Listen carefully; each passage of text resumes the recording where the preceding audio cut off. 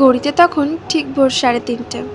আমরা সবাই উঠে সমস্ত বাসি কাজকর্ম সারা স্টার্ট করে দিয়েছি। মা উঠেছে, বুনু উঠেছে, আমি উঠেছি, সবাই উঠেছি। পুরো পাড়া তখন নিস্তব্ধ, শান্তিতে ঘুমাচ্ছে, আর আমরা কাজ করছি। দেখে নিশ্চয়ই বুঝতেই পারছো চারিদিকে ঘুটঘুটে অন্ধকার, লাইট জ্বালিয়ে কাজ করতে হচ্ছে। তো চলো তোমাদের সাথে শেয়ার করি কেন এত সকালবেলা ওঠা। আজকে হচ্ছে সেই দিন যেদিন ভাই চলে যাবে তার কাজের জায়গায়।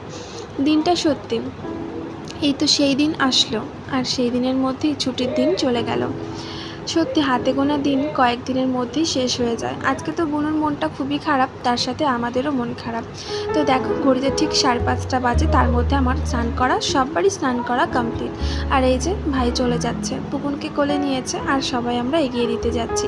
আর এই যে বাইকে করে ভাই উঠে পড়েছে, বাইকে করে চলে যাবে এখন স্টেশন পর্যন্ত, তারপর ওখান থেকে ট্রেন, তারপর ফ্লাইট।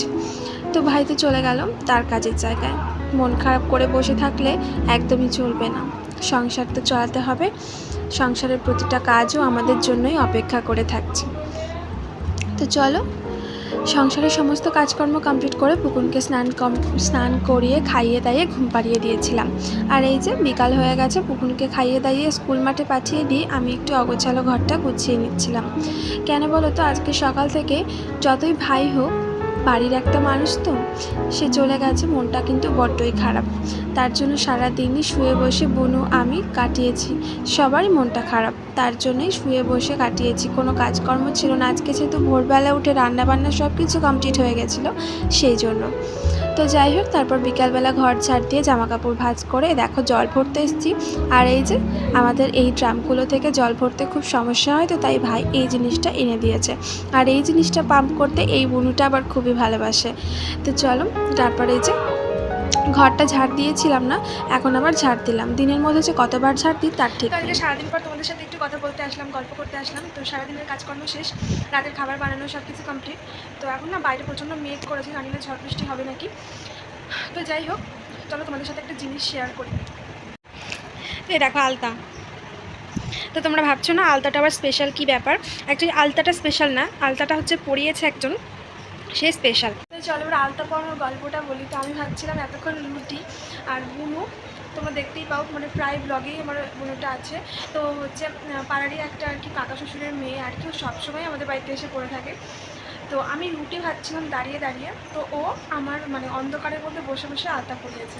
তো সত্যি এরকম ভালোবাসার মানুষ থাকলে সত্যি আর কিছু বলার নেই। কিন্তু তবুও সারাদিন কিন্তু প্রচুর বকা খায়, অনেক বদমাইশি করে, অনেক বকা খায়, অনেক ঝগড়া হয়, ওর সাথে আবার মিল হয়ে যায়। তো যাই হোক, তো এরকম ভালোবাসার মানুষ জীবনে ভীষণভাবে দরকার। আর এই বুনুরা আছে বলেই না বর বাড়িতে থাকে না, তা সত্ত্বেও না মনটা অনেকটাই মানে ভালো থাকে ওদের জন্য।